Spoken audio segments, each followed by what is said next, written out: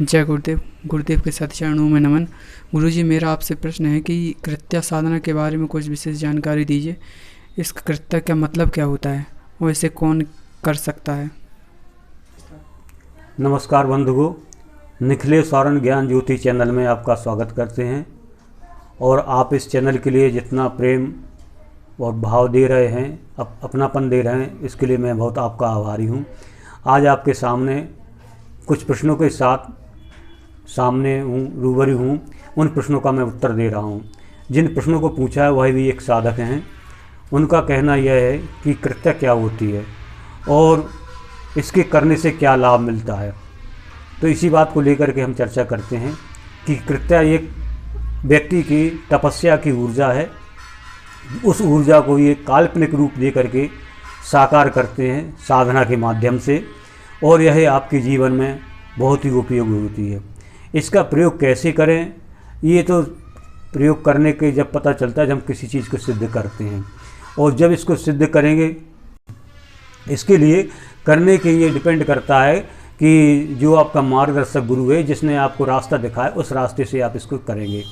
ये बात सही है कि यह आपके जीवन में सारे कामों को करने वाली होती है। चाहे आपके काम वो तीक्ष्णता से संबंधित हो, शत्रुओं से संबंधित हो, अथवा आर्थिक से संबंधित हो, अथवा सामाजिक हो। इसको आप किसी भी रूप में आप इसके लिए कार्य कर सकते हैं। गुरुजी, क्या ये मारण शक्ति है और क्या या ये संहारक शक्ति है? इसका सात्विक भी होती है इसकी साधना या तामसिक? अभी आपने प्रश्न किया कि कृत्या क्या मारण शक्ति है, तो कृत्या का तो सीधा ही है कि काम करने वाली है। आप उसको जैसा काम दोगे वो वैसा ही काम करेंगे। जैसे भगवान शिव ने जब सती का दाह हो गया था, तो उन्होंने जो वीरभद्र और कृत्या ही पैदा की थी, तो वह किस लिए पैदा की थी कि उनका संहार करने के लिए, उनको दंड देने के लिए। तो इसी तरीके से अगर आपके ऊपर कोई परेशानी आती है, कोई शत्रु आपके ऊपर हावी होता है, तो उसका जो प्रयोग करेंगे वो आप तीक्ष्णता से करेंगे। इसका मूल कारण है कि आप उसको प्रयोग किस प्रकार से करना चाहते हैं। अगर तीक्ष्णता से करेंगे तो वो आपके लिए तीक्ष्ण हो गई। अगर आपको संहारक के रूप में करेंगे, संहारक का मतलब होता है किसी व्यक्ति के लिए किसी परिस्थिति को अपने अनुकूल कर लेना और उसमें जो दुर्बुद्धि है, दुर्भावना है, उसको दूर कर देना। उस रूप में करेंगे तो वह भी आपके साथ वैसा बर्ताव करेगी, वैसे ही आपके कार्य करेगी। और अगर आप इसको सात्विक रूप में करना चाहते हैं तो यही कृत्या आपकी जीवन की मार्गदर्शिका बन जाती है। यह जीवन में आपको उन्नति की ओर ले जाती है और साधनाओं में सफलता दिलाने में भी ये सहायक होती है। इस प्रकार से इस कृत्या का अनेक तरह से शास्त्रों में वर्णन आया है। किसी तरीके से यह अनुपयोगी नहीं है, उपयोगी है।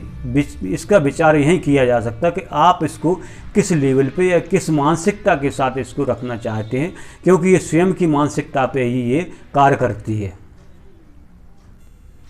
गुरुजी, मेरा प्रश्न ये है कि महाविद्या और कृत्या में फ़र्क क्या है और किस प्रकार इनमें भेद है या किस प्रकार इनमें अंतर है, इनकी साधनाओं में, इनकी क्रियाओं में और इनके वरदान देने की क्षमता में? कृत्या, महाविद्या और कृत्या दोनों एक पहलू के दो सिक्के हैं। महाविद्या जो है भगवान शिव और शक्ति का स्वरूप है। कृत्या जो है आपकी कल्पना का स्वरूप है। जब तक इसको अपने जहन में नहीं बैठाएंगे, नहीं समझेंगे, तब तक आप इसमें ही एक अंधेरे में रहेंगे। कृत्या आपने अपनी कल्पना से पैदा की है, आपकी तपस्या से पैदा हुई है, और महाविद्या एक चीज़ अलग होती है। अब ये सवाल आता है कि बड़ी कौन है, तो इसमें बड़े और छोटे होने का सवाल नहीं है। सवाल ये है कि आप जो कृत्या आपने बनाई है, जो कृत्या आपने सिद्ध की हुई है, उस किस क्षमता के साथ आप उसका उपयोग करते हैं। आपको तीक्ष्णता में करना है या सात्विकता में करना है, किस तरीके से करना है, ये हर तरीके से हर पहलू में आपके लिए एक मददगार होती है। इस व्यक्ति से अगर कोई इसका तालमेल बैठा रहा है कि महाविद्या बड़ी हैं या कृत्या बड़ी है, तो उसकी एक ओछी सोच ही कह सकते हैं, क्योंकि दोनों अपनी अपनी जगह बिल्कुल सारभूत हैं और सही हैं। महाविद्या अपनी जगह है, लेकिन कृत्या एक तरह का आपका शस्त्र है। उस शस्त्र के लिए आप महाविद्या से नहीं जोड़ सकते हैं। शस्त्र को आप कैसे उपयोग करते हैं ये आपके ऊपर डिपेंड करता है। विश्वामित्र ने कृत्या उत्पन्न की थी राक्षसों को मारने के लिए, तो उस समय काम आई। भगवान शंकर ने कृत्या उत्पन्न की थी जो कि यज्ञ में भेजी थी वीरभद्र के साथ, तो वहाँ काम में आई। अन्य जितने भी ऋषि मुनि हुए हैं समय समय पर उन्होंने कृत्याएँ भेजी हैं।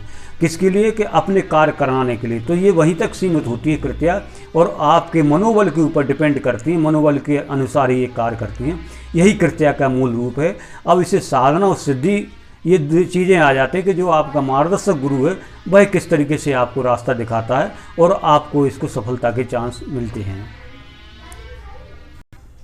अभी आपने प्रश्नों के उत्तर सुने, और यह उत्तर अगर आपके लिए अच्छे लगे हों, या आपकी कोई जिज्ञासा हो, या कोई अंदर की भावना हो, या कोई प्रश्न हो, तो आप कमेंट में कृपया हमें लिखिए।